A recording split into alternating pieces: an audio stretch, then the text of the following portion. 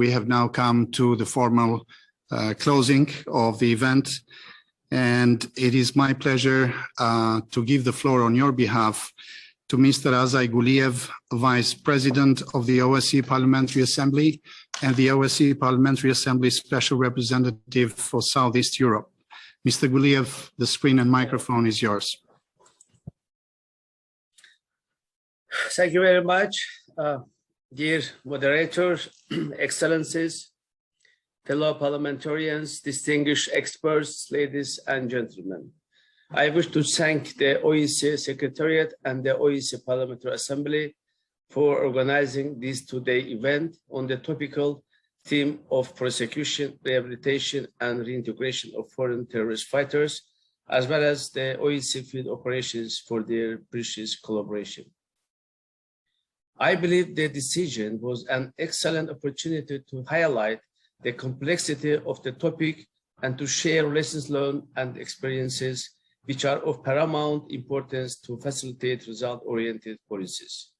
Representing one of the many consequences of terrorism, that of the prosecution, rehabilitation, and reintegration of the foreign terrorist fighters is globally a central theme for internal security. Moreover, issues related to foreign terrorist fighters presenting cross-dimensional attributes demand concrete action not only in the region but also by the international community to avoid the creation of new breeding grounds for terrorism and implement effective countermeasures. I therefore welcome this initiative, which provided valuable insights to better understand the challenges and suggestions on areas where parliamentarians can bring a distinct contribution.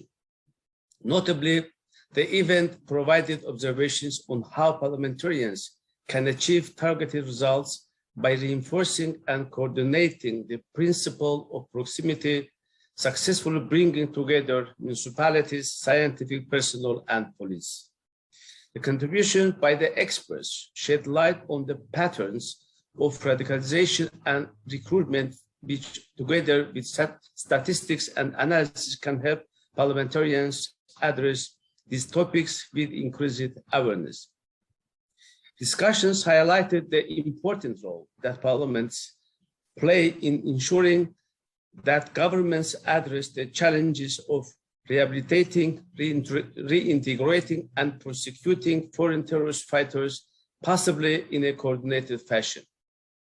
In the same connection, the need to share relevant information and best practices was raised as a key priority, including through interparliamentary cooperation.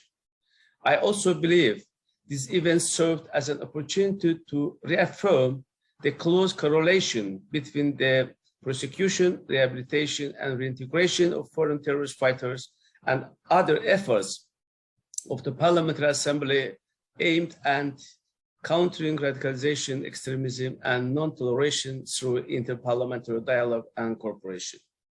In this regard, we had the opportunity to hear more about the work of the Ad hoc Committee on Countering Terrorism, which represents a key asset of the PA in addressing this broad topic.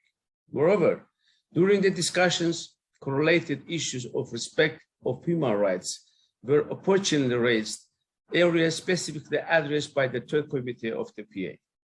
Significantly, the Budapest Declaration adopted on 6 October, following the latest EU Western Balkans Summit, at paragraph 25, refers to topics discussed during this event, reiterating that terrorism, radicalization, and organized crime continue to pose serious security threats to the EU and to the whole region, and calling for the further strengthening cooperation on counterterrorism and countering violent extremism, including the prevention of the financing of terrorism and radicalization.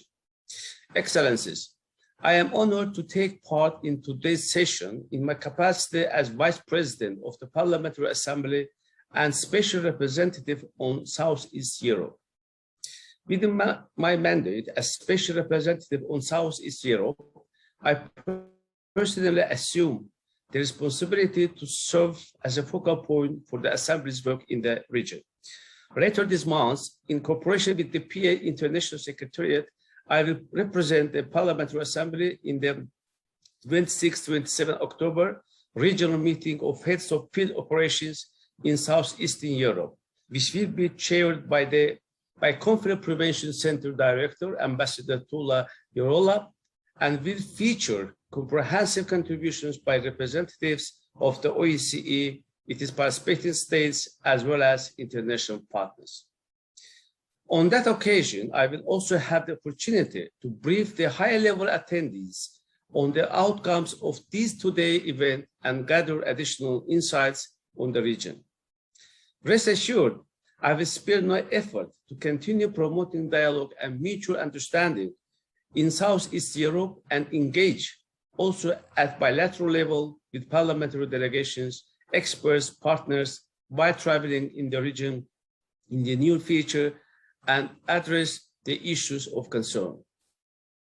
This regional policy dialogue marks the culmination of the collaboration between the OSCE Secretariat, the OSCE Field Operations, and the OSCE Parliamentary Assembly for the first time in a structured synergy, which brought together members of parliamentary committees, OSCE experts, UN agencies, and key international and regional partners.